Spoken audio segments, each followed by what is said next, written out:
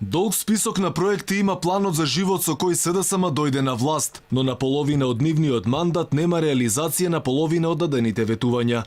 Нема минимална плата од 16.000 денари, нема просечна плата од 500 евра како што ветуваа, нема поддршка на домашните фирми ниту на сочување на парите кај граѓаните, нема контрола на власта, нема правда за сите, нема подобра економска клима, нема подобрување на студентскиот стандард, ниту бројчаникот не очукува пари и тие не се враќаат кај граѓаните.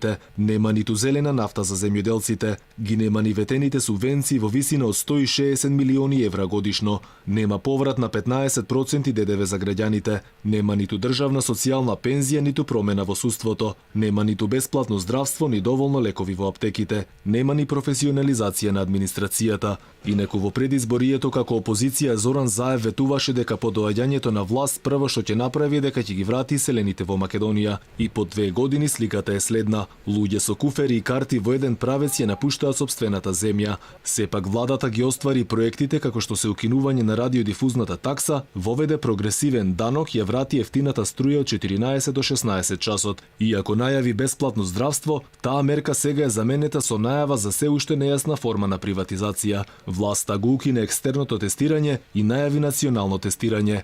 Власта не ја намали администрацијата, но затоа воведе 2 смени. Иако претходно не најавија, ја зголемија акцизата за нафтата за 3,5 денари, која придонесе кон покачување на цените на речиси сите производи. Инаку во делот на неветени, но реализирани проекти на владата е и промената на уставот и на новото уставно име на државата Република Северна Македонија.